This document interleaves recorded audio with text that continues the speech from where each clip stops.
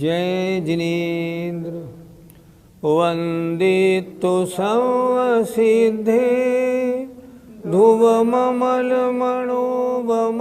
गदिं पत्ते गोच्छामि समयपाहुड मृणमोषुद केवली भणिदम्। पंच परमेष्ठी भगवान की जय।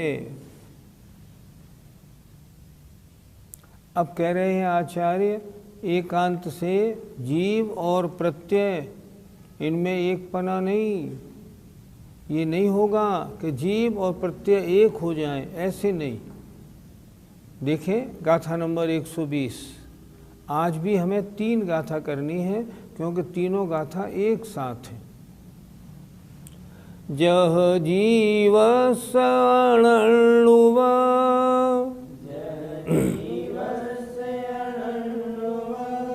ओगो को हो बीतः जदि अनलो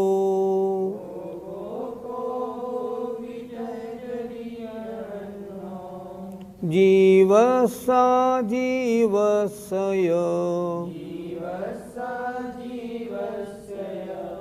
एवं मणत्तमावर्णम्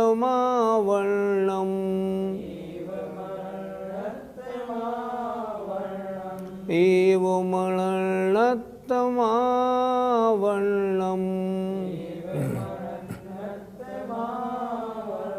बोलिए, जह जीवस्य अनर्णुवा ओगो को हो बीतः जदि अनर्णो जीवसा जीवस्य एवमणत्तमावर्णम्। ज जीवस्य अनर्णुवा ओगो को हो बीतः जदि अनर्णो जीवसा जीवस्य एवमणत्तमावर्णम्।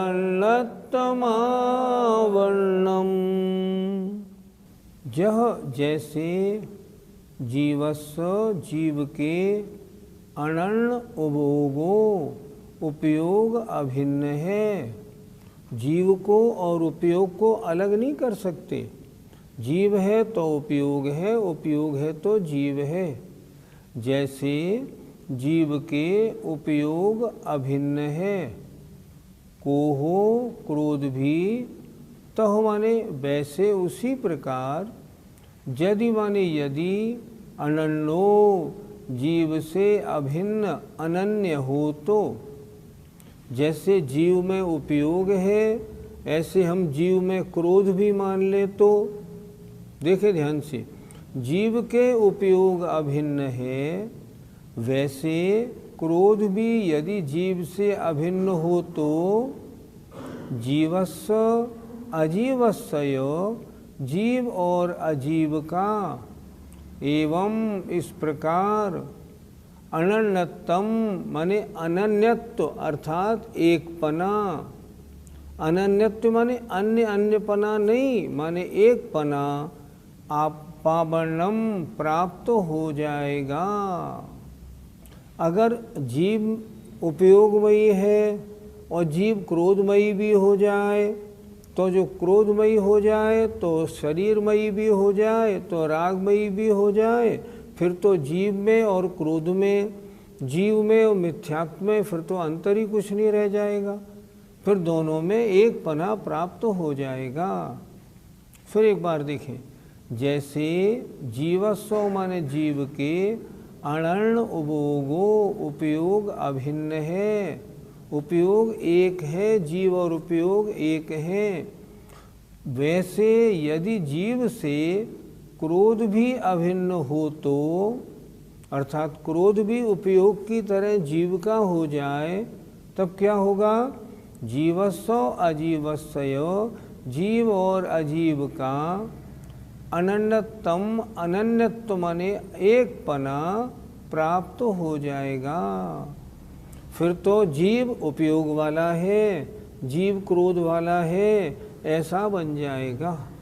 जैसे जीव के ज्ञान दर्शनोपयोग अभिन्न है, एक साथ मिले हुए हैं, उसी प्रकार यदि क्रोध भी जीव से अनन्य हो तो इस प्रकार जीव और अजीव का अनन्यत्व, एकत्व प्राप्त हो गया। जीव से उपयोग अलग नहीं तो जीव से क्रोध अलग नहीं, क्रोध भी जीवमयी, उपयोग भी जीवमयी, फिर तो इनको एक पना प्राप्त हो जाएगा। इससे दिक्कत क्या पड़ेगी?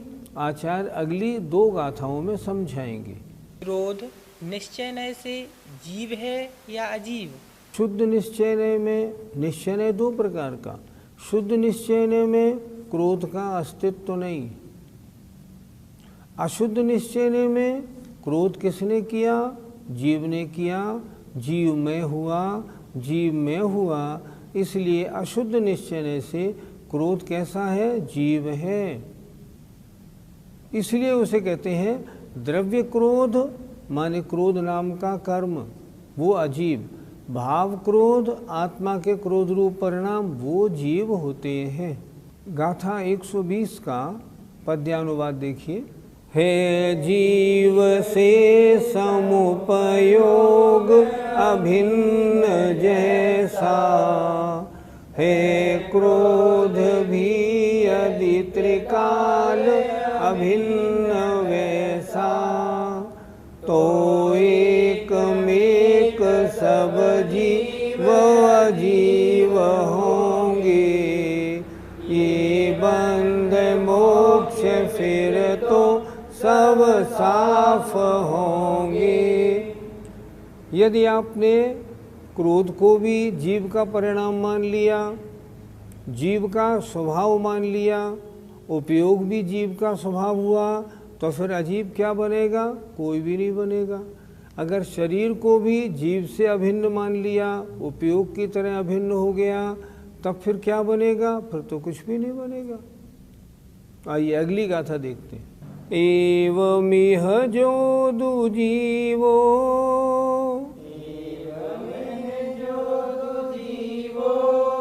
सोचे वदुलियम दो तहा जीवो,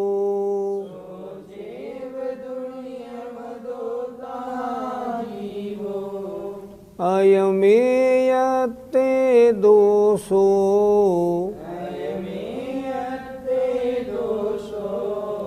पच्यलोकम कम्माणम,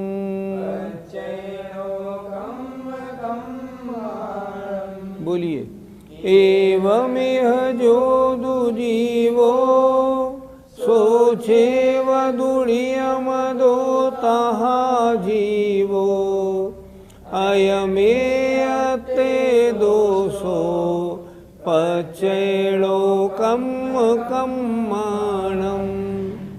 एवमिह जो दुजीवो, सोचे वदुलियम दो तहा जीवो, अयमेयते दोषो, पच्यलोकम कम्माणम। एवं इह, एवं ऐसा होने पर, इह माने यहाँ इस लोक में, जो जीवो जीव है, सो चेवदु वही, नियम 2 नियम से, तहा अजीवो उसी प्रकार अजीव भी हो जाएगा। क्या मतलब? जीव से उपयोग अभिन्न हुआ और क्रोध भी अभिन्न हो गया, तो फिर तो सभी एक हो जाएंगे। अयम एयत्ते दोषो, यही इस एकत्व में भी दोष होगा। किनके साथ होगा? पच्चय लोकम कम्माणम, प्रत्यय नो कर्म और कर्मों के साथ भी। अगर आपने क्रोध को अनन्य कर दिया, क्रोध को आपने जीव में उपयोग के समान मान लिया, फिर तो जैसा जीव में उपयोग वैसे जीव में प्रत्यय, वैसे जीव में नो कर्म, वैसे ही जीव में अविरति, सब हो जाएंगे। फिर जीव अजीव का भेद ही कैसे रह जाएगा। फिर एक बार देखें, एवं ऐसा होने पर, यह माने यहाँ इस श्लोक में, जोदु जीवो जो जीव है, सो चेवदु वही, नियम दो नियम से, तहा उसी प्रकार अजीब भी हो जाएगा। फिर जीव अजीब में अंतर नहीं रहेगा। अयमे यत्तो दोषो यम एयत्ते, यही एकत्व में भी जो दोष है वो प्रत्यय नो कर्म और कर्मों के साथ भी होगा। जैसे आपने क्रोध को जीव बना दिया, फिर तो अन्य प्रत्यय नो कर्म माने शरीर और कर्म, ये सारे के सारे फिर तो जीव के साथ अभिन्न हो जाएंगे। जीव में जैसे उपयोग है वैसे ये हो जाएंगे, फिर तो दोष होगा। अर्थ देखें, ऐसा होने पर इस लोक में जो जीव है वही नियम से उसी प्रकार अजीब होगा, मतलब अजीब भी उसी प्रकार हो जाएंगे। प्रत्यय कर्म और नो कर्म के एकत्व में भी यही दोष आएगा, मतलब वो सब फिर जीव रूप हो जाएंगे। पंडित जी, अगर हम प्रत्ययों को जीव मान लें तो? अगर प्रत्यय को भी उपयोग की तरह अपना गुण मान लोगे, फिर उसको हटाने की कोशिश क्यों करोगे। प्रत्यय चार बताए थे, मिथ्यात्व, अवृत्ति, कषाय योग। अब मिथ्यात्व को भी अगर जीव स्वरूप मान लिया उपयोग की तरह, फिर मिथ्यात्व को हटाने की कोशिश क्यों होगी, नहीं होगी। फिर अवृत्ति को हटाने की कोशिश क्यों होगी, फिर क्यों होगी, वो जीव का गुण है, जीव में से निकलेगा ही नहीं। और फिर तो सिद्धों में भी ये प्रत्यय मिलेंगे, क्योंकि ये जीव के गुण है तो सब में मिलने चाहिए जीव के गुण। जहाँ जहाँ जीव है वहाँ वहाँ प्रत्यय होना चाहिए, पर ऐसा है नहीं, इसलिए ये मान्यता बिल्कुल ठीक नहीं है। फिर तो दोष होगा, संसार और मोक्ष इसका भेद ही नहीं होगा। संसार क्या है, भेद क्या है, मालूम ही नहीं पड़ेगा। आज तो सीधी बात है, जहाँ ये चारों प्रत्यय हैं वो संसार, चार प्रत्यय के अभाव का नाम मोक्ष। लेकिन अब तो जहाँ जहाँ जीव होगा वहाँ वहाँ प्रत्यय होंगे ही, इसलिए संसार मोक्ष का भेद ही खत्म हो जाएगा। गाथा 121 का पद्यानुवाद। हो क्रोध आत्ममय जो उपयोग भाता, आत्मा अनात्म जड़ में ढल पूर्ण जाता। नो कर्म कर्म तक प्रत्यय आदि सारा, आत्मीय हो फिर नहीं भव का किनारा। अगर नो कर्म और कर्म ये सब के सब अगर आत्मा के ही स्वरूप हो जाएंगे, फिर संसार कहाँ बचेगा, संसार का फिर तो पता ही नहीं लगेगा। आइए, 3 गाथाएं थी, अब गाथा नंबर 122 और देखते हैं। अह पुण्यर्णो को हो,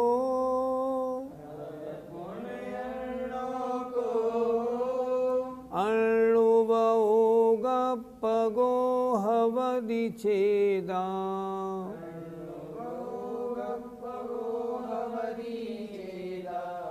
जह को हो तह पच्चय, कम्मं लोकं मम विअन्नम्।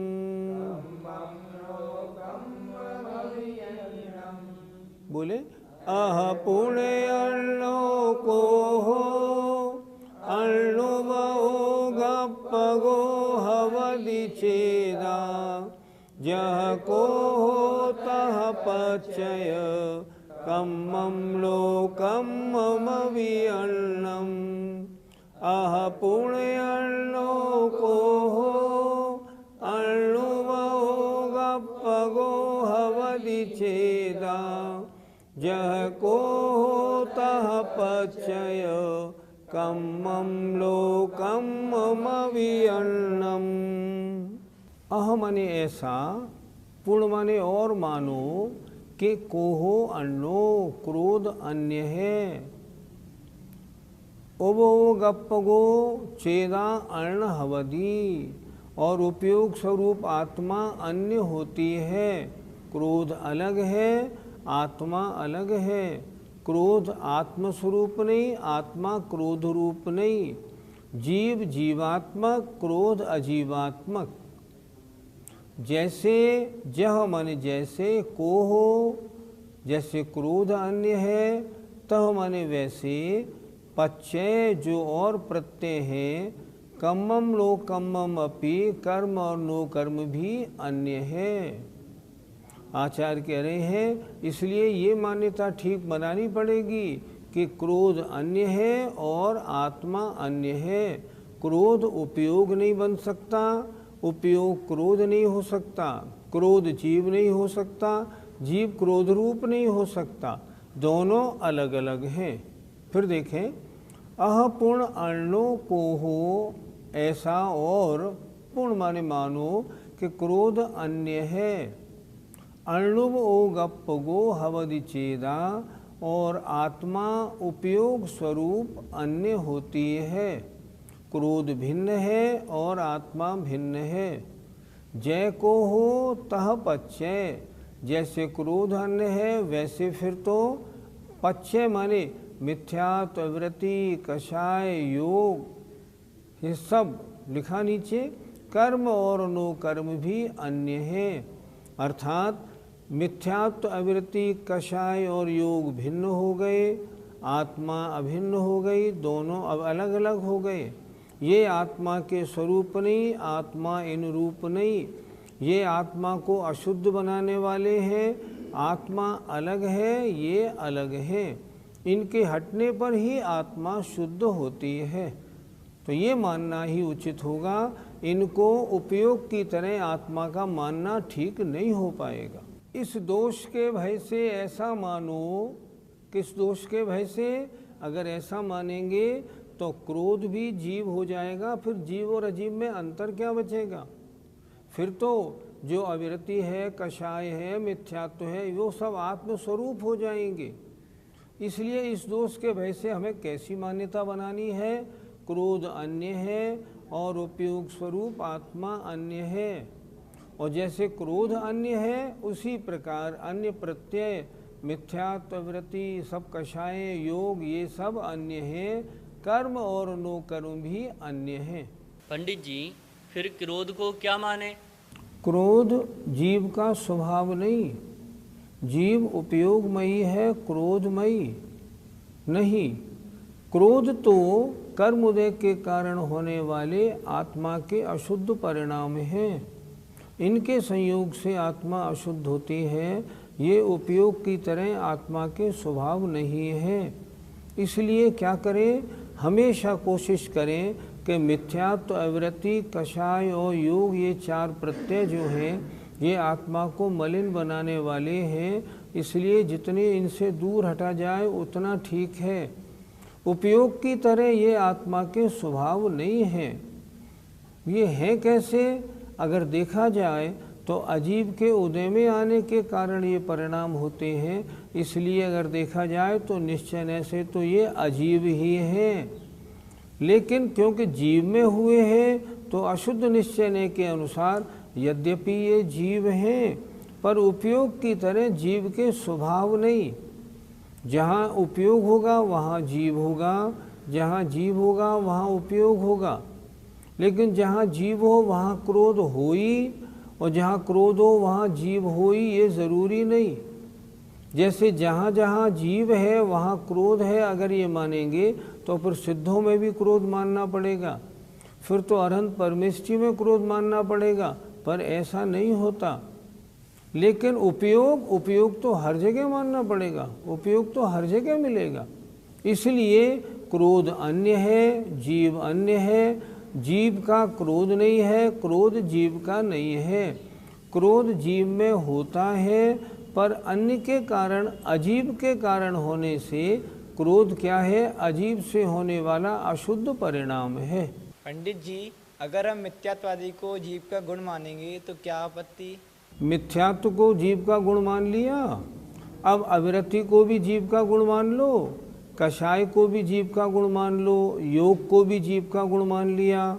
तब ये बताओ संसारी और मुक्त जीव में अंतर क्या हुआ? संसारी और मुक्त जीव में अंतर क्या होता है? संसारी जीव वो है जिनके मिथ्यात्व, अवृत्ति, कषाय, योग या इनके कारण होने वाले गुणस्थान होते हैं, वो संसारी जीव है। और जिनके ये नहीं होते वो मुक्त जीव है। अगर ऐसा नहीं माना, तुमने दोनों में इनको जीव का स्वभाव मान लिया, तो सिद्धों में भी मिथ्यात्व और अवृत्ति और कषाय मिलेंगे। अगर मिथ्यात्व, अवृत्ति, कषाय सिद्धों में भी मिलेंगे, फिर सिद्ध और संसारी में अंतर क्या बना? फिर तो कुछ भी अंतर नहीं बना। नहीं, ये मान्यता बिल्कुल ठीक नहीं बनेगी। मानना तो ये पड़ेगा मिथ्यात्व, अवृत्ति, कषाय, योग इनके कारण आत्मा के साथ कर्म का संबंध होता है, और वह कर्म का संबंध आपको अपवित्र, आत्मा को अपवित्र अर्थात संसारी बनाने वाला होता है। जब आत्मा रत्नत्रय धर्म धारण करके तपस्वरण करता है और इन कर्मों को अपने पास से हटा देता है, तब मुक्त अवस्था प्राप्त होती है। संसारी अवस्था वो कर्मबंध सहित, कर्मबंध के कारण ये मिथ्यात्व, अवृत्ति, कषाय, योग। मुक्त अवस्था वो कर्मबंध रहित, ना तो वहाँ कर्मबंध है, ना मिथ्यात्व, अवृत्ति, कषाय, योग हैं। अगर इनको आत्मा का गुण मान लेंगे, फिर तो ये सिद्धों में भी पाए जाएंगे, और फिर तो इनमें कोई अंतर ही नहीं होगा। उपयोग बराबर क्रोध, फिर तो ये सिद्धों में भी पाए जाएंगे। संसारी और मुक्त का भेद हम कैसे कर पाएंगे? फिर गुणस्थान कैसे बनेंगे? ये तो आत्मा के स्वभाव हो गए, गुण हो गए। अतः ये नहीं मानना होगा। क्या मानना पड़ेगा? क्रोध भिन्न है, आत्मा भिन्न है। आत्मा का उपयोग है, आत्मा का क्रोध नहीं।